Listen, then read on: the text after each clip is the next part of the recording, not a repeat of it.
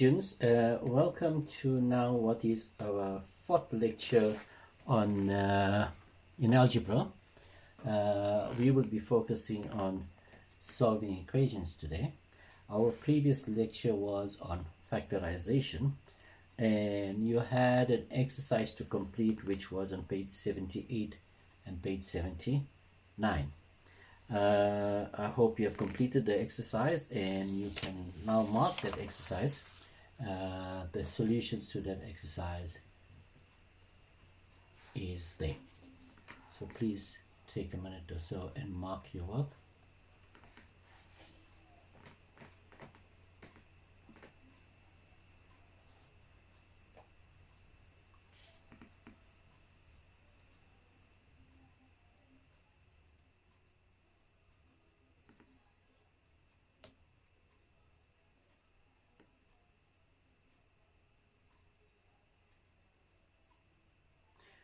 Okay, that screen will still be available to you. So I want to commence with the section on solving equations.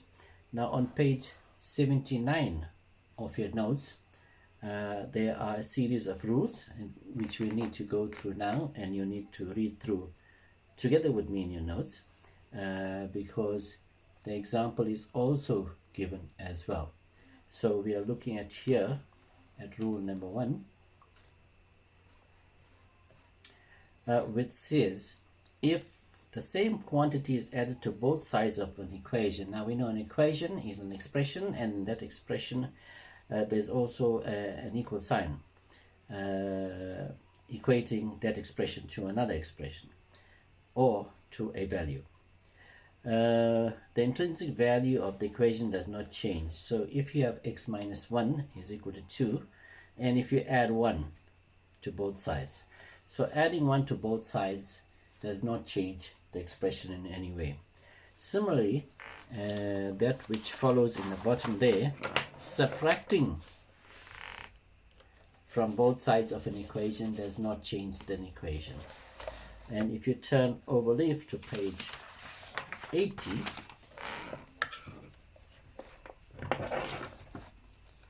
rule 3,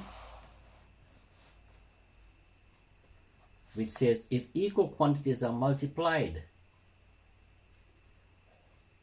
to each side, then the products are equal. So if you have x here over 2 and you want to multiply by 2 and multiply by 2, so you're not changing the equation in any way. Similarly, if you have 3x equals 9 and divide each side by 3, you're not changing the equation in any way. So basically these are the 4 rules which we will use to solve equations. Now if we look at the first example there, I'm just going to do the first one and then move on to the exercise, and then you can read through the rest. So going by that rule, that the first rule, or the second rule rather, if you have x plus 2 is on this side, we'll call this side the left hand side of the equation. So that's an equation, and you have a left hand side and you have a right hand side. Okay, and the whole idea in solving the equation, you must end up in the left hand side saying x equal something. So basically this 2 does not belong here because we're not ending up with x equal. It's x plus 2 equals 5. So we need to subtract it from the side.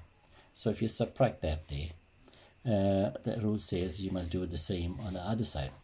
So x plus 2 minus 2 is 0, which will be x. And x minus 5 is equal to 3. Now, fortunately for you again, you can always test your answer. So you can test your answer by using substitution.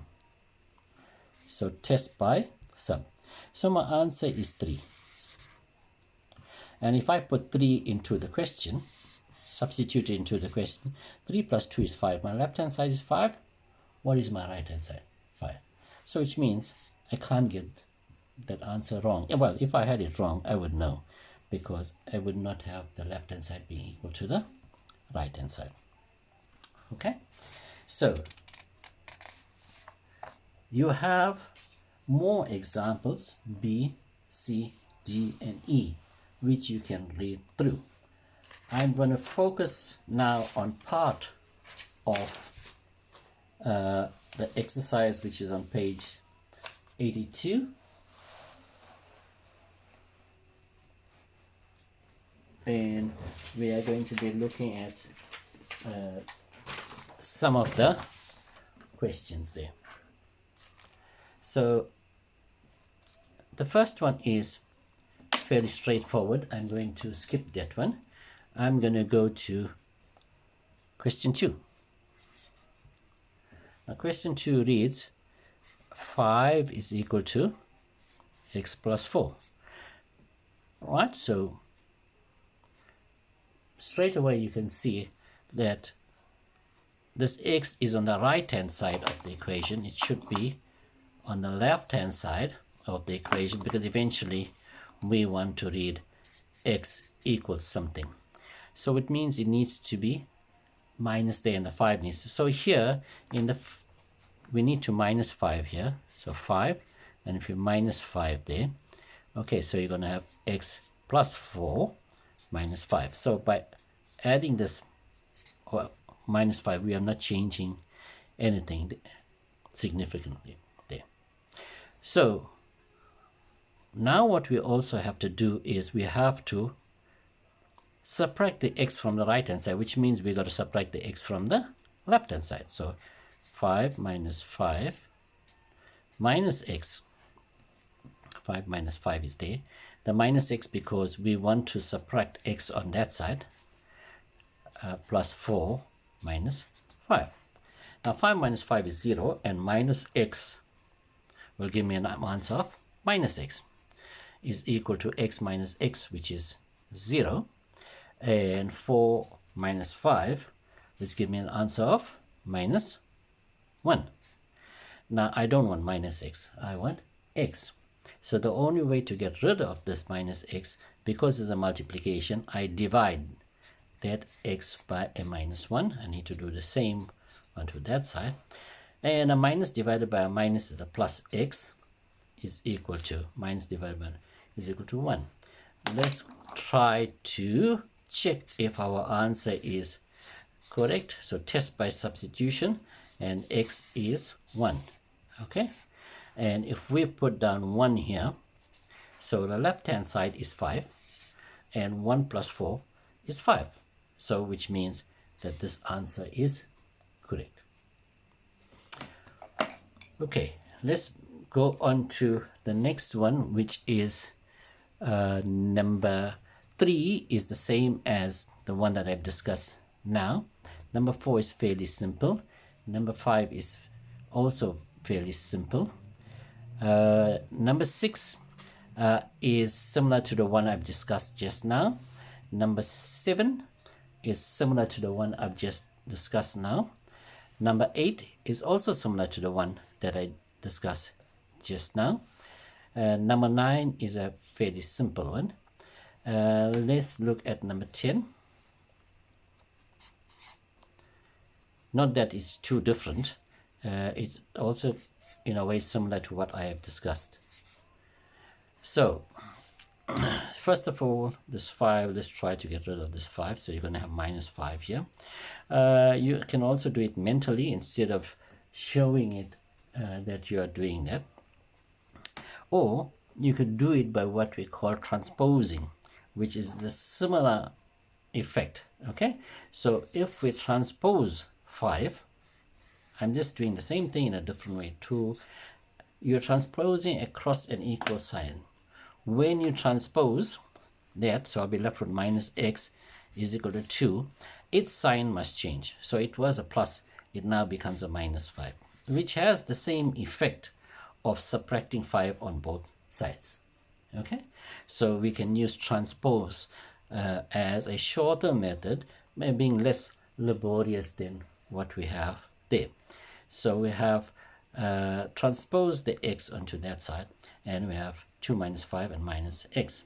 So we have minus x, which is equal to minus 3, and we don't want minus x, so we're going to divide both sides by minus 1, and we get an answer of x equals to 3. Let us test by substituting, and if you test that by substituting 3 into that, so 5 minus 3 is 2, left hand side will be 2, and the right hand side is given as true, which means that my answer is now correct. Okay, let's move on to one more question. And if you look at that, I'm going to do number 15.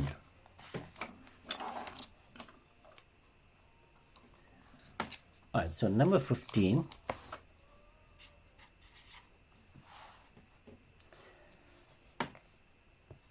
is 4x plus 3 is equal to 2 into x plus 4. Now, you recall in our second lecture we did products. You cannot solve an equation if you have brackets. So the first thing you need to do is to expand this bracket or find the product. So you have 4x plus 3 is equal to 2x, and you recall now why we learned the distributive law, or why we did that exercise there. So that's 2x, and that's going to be 2 times 4, which is 8. Now we're going with the methodology using transpose. Left hand side belongs to x, right hand side belongs to numbers. So 4x for the timing, it's okay there. This 2x needs to transpose across, which means it will become minus 2x. The 8 will remain, and that plus 3 transposing across would become minus 3. So you got 4x minus 2x, which is 2x is equal to 8 minus 3, which is 5. And we don't want 2x, we want x, so you got to divide each side by 2. So x is equal to 2.5, which is 2.5. And let's check if our answer is correct. Substitute 2.5 into there. You are going to get 4 times 2.5, which is going to be 10 plus 3 is 13. And 4 plus 2.5, which is 6.5 times 2, which is 13. So that answer is now also correct, because we have substituted 2.5 there. 2.45 plus 4 is 6.5 times 2 is 13, and 2.5 times 4 is 10 plus 3 is 13. So 13 on the left, 13 on the right. Answer of x equal 2.5 has to be correct.